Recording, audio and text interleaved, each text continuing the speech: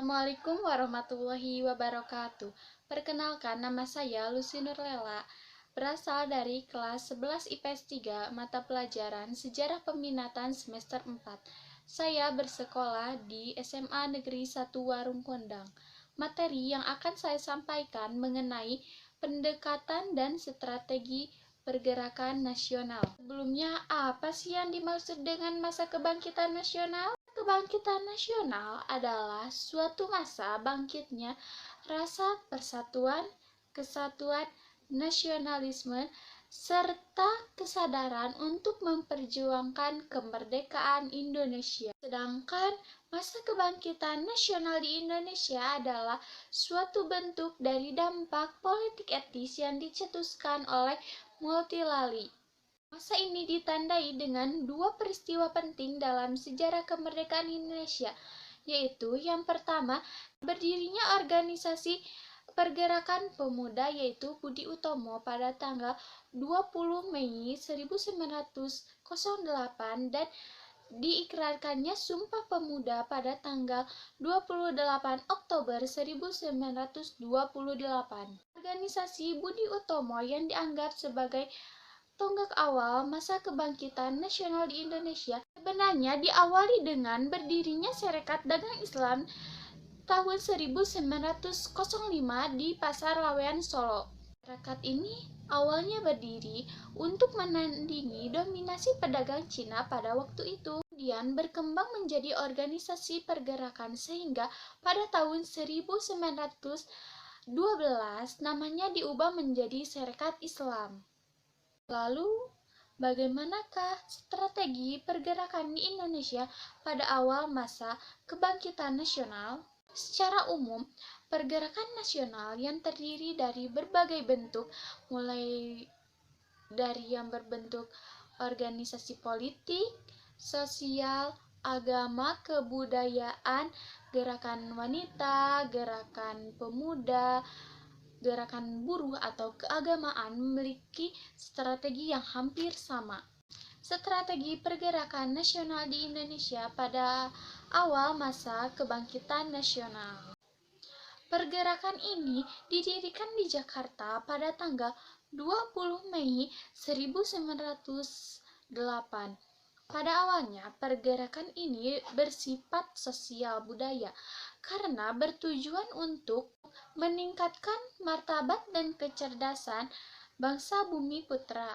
Untuk mencapai cita-cita tersebut, Dr. Wahidin Sudirohusodo merencanakan mendirikan dana belajar bagi anak-anak pribumi yang tidak mampu. Upaya tersebut mendapat dukungan dari mahasiswa Stopia berupa sekolah kedokteran untuk pribumi yaitu Suetomo dan Gunawan Mangunkusumo. Budi Utomo juga mempunyai 4 tujuan yaitu yang pertama, memajukan pengajaran, yang kedua, memajukan peternakan, pertanian, dan perdagangan, yang ketiga, memajukan teknik dan industri, dan yang terakhir, menghidupkan kembali kebudayaan. Adapun hasil Kongres pertama Budi Utomo pada bulan Oktober 1908 yaitu yang pertama, Budi Utomo tidak melakukan kegiatan politik. Yang kedua, kegiatan Budi Utomo ditunjukkan pada pendidikan dan kebudayaan.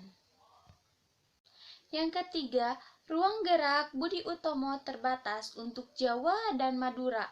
Memilih RT Tirtokusumo dan Bupati Karanganyar menjadi ketua dan pusat Budi Utomo di Yogyakarta.